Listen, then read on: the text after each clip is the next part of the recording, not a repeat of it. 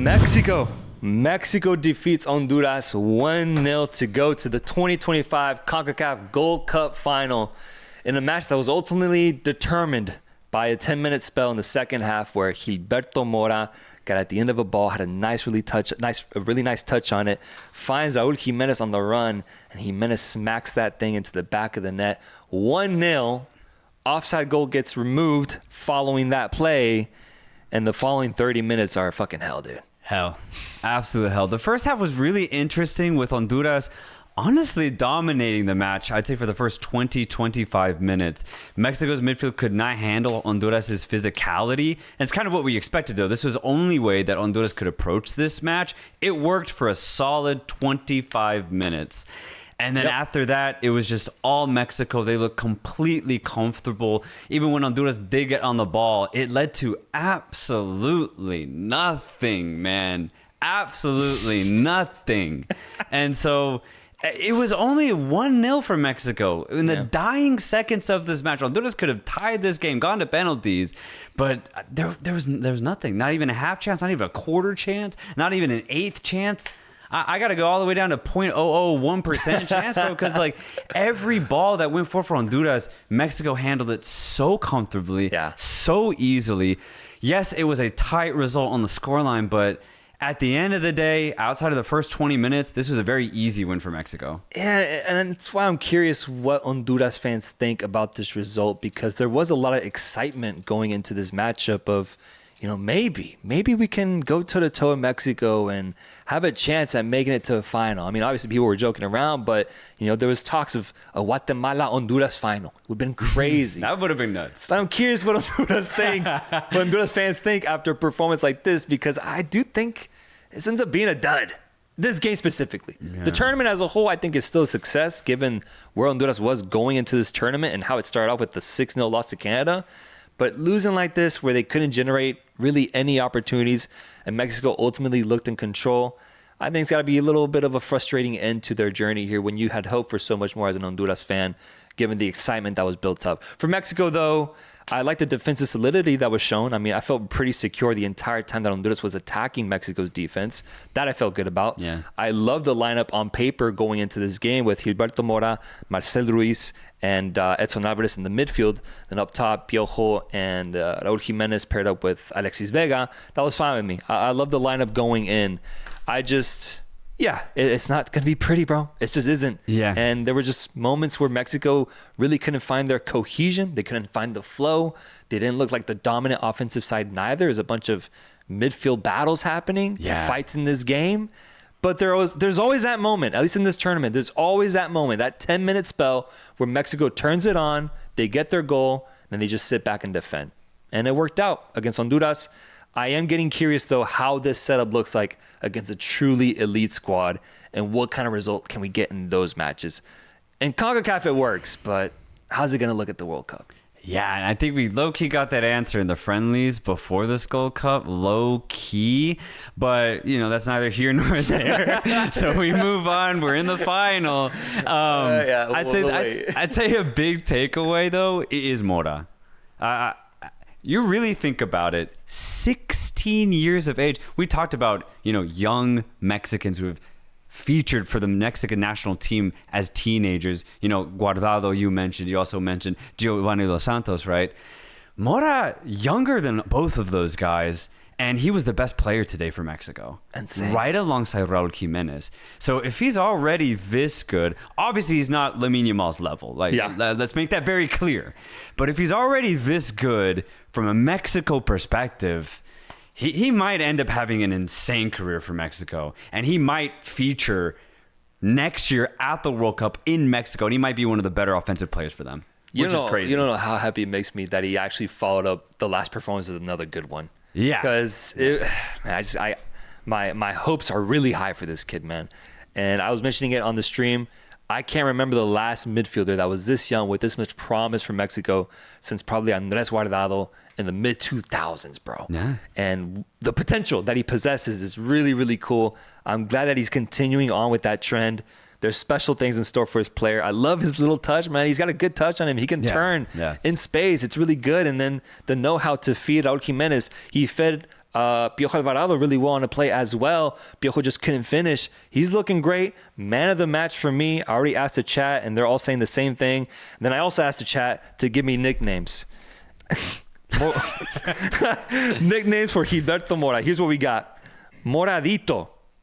Okay, I like that. Mori, with like a Spanish flag next to it. Mori. Okay. Right? Gilberto Morinha, if you want to get Brazilian with it. Mora the Berry. Right? Gilbert Morris, if he was English. Gilbert Morris. That's my favorite one. Morinha. You mentioned it, Moriesta. But I think the best one, Lamine Tamal. It's got to be Lamine Tamal. Gilberto Mora making a goddamn name for himself. And I agree. That has to be the exciting thing to take away from here. And also the fact that Raul Jimenez just continues being our goal scorer. Yeah. Great finish. Great finish to put it past the goalkeeper that's been insanely well-informed, Menjivar. Mexico gets the result, and they're set to face off against the USA in the final. Do you mind if we transition over to that USA-Guatemala match, man? Because that one had way more happen in it. Oh, yeah. USA defeats Guatemala 2-1 in an insanely emotional game, bro. A dramatic game with USA going up 2-0 with 2 amazing Diego Luna goals. Yeah. And you look at this game, we'll get to that second half, but I think Guatemala would want those first 15 minutes back because they get completely caught off guard. USA matches Guatemala's frantic energy to start the game, and it's Diego Luna who takes advantage of that. The first one, a really good poach goal from Luna. He gets to the ball quicker. He's there. He pokes it home. It's a good finish. It's great instinct from Luna. And the second one, he looks damn near like fucking Messi, just taking on Guatemala's defense. Nice little step over and a beautiful finish to boot. USA go up 2-0. And honestly, at that point, I thought we were going to run away with it. I was like, oh, no. I'm wearing the Municipal jersey. This can't be happening, bro. I really thought it was going to be 3-4-0 by half. Yeah. But Guatemala settled really well, actually, and they dominated the rest of that first half. Yes. The rest of the 20-25 minutes of that half, it was actually Guatemala, and they were unlucky to not get at least one goal back by halftime. I thought this game was eerily similar to what we saw with Monterrey and Dortmund yesterday, man, where Dortmund took a 2-0 lead. Yeah. Diego Luna playing the Girassi role here with really clinical finishing. Yeah. That second goal was dirty, bro. The move to get the open space and then finish in the bottom left corner I thought was really, really good. The legend of Diego Luna becoming real, man. With him getting a deflected goal in the last game. Now he gets 2 surefire goals with really good quality involved. Shout out to him. And then, USA could have gotten a third, bro. They had opportunities too, which I thought was similar to the game from yesterday. But Guatemala got back into it. And the way they ended that first half was really, really positive. I almost didn't want it to end because you could feel that momentum building. Halftime comes, and the second half got really interesting. Yeah, it really did. It was more Guatemala, but the USA did a lot better than the end of the first half because they were able to break up more play for Guatemala. They were able to, get on the ball, but make sure that Guatemala weren't as dangerous. But then finally Guatemala broke through. Finally, 2 big changes from Tena. He brings on Ordóñez and Escobar. It's Ordóñez, Archimedes, who does a brilliant dribble drive, gets past 2-3 USA players, and it's Escobar who finds himself on the end of it. Guatemala only need one more goal, and they had all the momentum, bro. But again, the USA continued to find a way to settle the match. Just kept the ball away from Guatemala. They took all of the sting out of it, and Guatemala just could not find that final chance, even though they really did play a brilliant game, though. Yeah, what was the clearest thing they generated? Was it that Morales chance at the end? The Morales chance, outside the box, but that might have hit in post the way it looked. Yeah. It was sad because I could tell that Guatemala was trying, and the fans were dying for that game-tying goal. You just knew the stadium would erupt. Oh my God! It would erupt if they scored that game-tying goal. But I think this is where you got to give credit to the USA and what they took from that Costa Rica matchup, where it also got very tight, got very dramatic. I gave them credit because I feel like they earned a lot of character in that match, a lot of grit. Yeah. This specific team, I think they showed that in this game, man. Despite losing possession a lot in the match after going up 2-0 and being on the ropes, I think at the end of the day, they did great to get the result here. And what ended up being a hostile atmosphere in their own country. Yeah, it was so dope to see, dude. The last 10 minutes of the match had me just running around my living room, bro, because you could see the excitement and just the uncertainty on the Guatemalan faces. Yeah. Like, every single Guatemalan fan was, I think, truly believed that they could equalize it. And I believed it too. I was like, dude, they're going to pull this off. But they just didn't. But that's football, man. There's heartbreak. It ends that way for Guatemala. Ultimately, a good result for the USA. You look at both of these semifinals, though, dude, and weird performances ultimately for both winners. Yeah, I would agree. It was weird. But at the end of the day, it's the two predictable teams that go through from not even these matches from before the tournament started. USA is set up to face off against Mexico in the final of the Gold Cup, man. A matchup that we've seen so many times, but will be interesting to see, because one thing that I like so much about this matchup is that obviously Mexico is on this trajectory of right now playing really positive football, changing the ways of the past couple of years with Aguirre coming in and leading these guys and having a whole new identity. They got a victory against the USA when Aguirre took over, but it was in a friendly. I haven't done it in a competitive match. Right. And for me, that's the storyline I'm looking at from Mexico is, can they prove it? Yes, against a lesser USA squad, but can they prove it on a competitive stage that they're better? That they can beat this USA team who has had their number for the past 4 years, bro. Or I think it's 6 straight games with the USA winning in competitive matches. Mm-hmm. That's what I'm looking at from Mexico. And for the USA, has this team developed enough chemistry, enough danger offensively?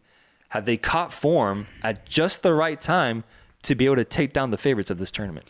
Despite the USA actually picking up steam in the knockout stages, they won all their games in the group stage. I'm going Mexico. I wasn't convinced by the performance this match against Guatemala. Guatemala had so much of the ball, and for large portions of that match, we actually didn't really have an answer. We just had to rely on Reem the Dream alongside Chris Richards figuring it out. And the thing is, they did. If Guatemala had better finishers, better wingers, I think they would have won this game, just straight up. Guatemala's play was so good. It was so dangerous. The only thing they lacked was Santis being a clinical finisher. That was the only difference. So when I look at it that way, I'm just like, yes, the USA did well. They took advantage of a very good first 15 minutes through Diego Luna. And outside of that, they did dig deep defensively. But when I look at Mexico, I just think Mexico are a little bit more professional. They're a little bit more well-rounded. I think they have obviously a lot more clinical players. I'm looking at Raul Jimenez specifically. Mexico's going to find a way to get past this USA defense. And then when I look at this USA offense, this is by far going to be their toughest test against an opponent because Mexico's defense is top tier. I think it's the best in CONCACAF, and this is USA's B team as well. I just would be very surprised if they pull off the result here. This is Mexico's to lose, in my opinion. They've been the best team in CONCACAF this last 12 months. They need to prove it once again in a competitive setting, but I really believe in this Mexican side to actually just beat USA. I think what hurt Guatemala so much in their matchup was inexperience. I think it was the fact that it was 29 years since they were in a semifinal of a Gold Cup. They heard a pro-Guatemalan atmosphere as the game was getting set. They knew they were going up against an underwhelming USA squad, and the opportunity to go to the final just seemed too big for them. And I think what happened in those first 25 minutes was they were just too nervous. They got nervous. Defensively, they weren't in sync. USA, they're going to take advantage of that. Mexico ain't going to be nervous, bro. No. Mexico has the experience. Mexico has the coaching. Mexico has the quality of players that I think will be able to see this USA team and know that they are better. Know that they have a better fluidity, a better system in place, less questions to be asked. So although this Mexican team isn't playing beautiful, PSG-like football, I think when it comes to a matchup against a second-tier USA squad, Mexico, with a pro-Mexican atmosphere as well, will find a way to lift the trophy here after having won it in 2023. So I got Mexico winning this matchup. Folks in the chat, let me know who's winning, USA or Mexico. Give me a poll right there, Producer Rod. USA versus Mexico. I want to know the percentages of what the Give and Go fans think. I do think this is leaning towards Mexico, though, to see themselves be defending champions of the Gold Cup. Mike Philly with a great point that I want to address. He says, I wasn't convinced by USA against Guatemala. How can we be convinced with Mexico with their performance against Honduras? What's funny about that is I actually think Honduras have a better defensive midfield than the USA. I think Honduras's approach is actually better defensively than the USA's will. And the reason why I say that is when you look at the USA's midfield, Malik Tillman and Berhalter, they are completely non-physical. They're all technique. And that's actually going to help Mexico be on the ball more. Why Honduras were good today for the first 30 minutes and even in the second half is because they just threw bodies at Mexico and it threw Mexico off. The USA don't have those type of players. They don't have physical midfielders. And that's why I think it'll be a lot more even in that regard. And that's why Mexico struggled today. I will say though, man, I feel good about Mexico going into this matchup, but I mean, it's football. You never truly know what could happen. I am fearful of all the work that's been put in this team so far to redo the failures of these past couple of years. A lot of that could go out the window if we lose this matchup, man. So I will say there is pressure on Mexico versus the USA, who is playing with, I would say, less pressure now that they've even made it to the final. I think making it to the final was ultimately the goal for them, given the level of this team. I think the pressure's off Pochettino now. He doesn't have to win this matchup, I think. So I am a little fearful of what if Tillman gets an early goal and Mexico gets nervous, you lose this game, USA, maybe this is what they need to bring back that confidence to start playing the way that they were playing a couple years back. There's a little bit of an underlying narrative here if you look past what should happen. Yeah. The opposite is interesting, man. Yeah. That's actually a great point, man. If the USA somehow win this, I just think overall it's not good for CONCACAF. Because no, as in next year at the World Cup, there just won't be any hope in any team. Yeah. We need Mexico to win this so they can have the momentum going into the World Cup that they're the best team in CONCACAF, and maybe they can hold the beacon for CONCACAF to have a successful tournament. Because it looks like Canada's not going to be able to do anything. And if Mexico lose this game, then Mexico's not going to be able to do it next year.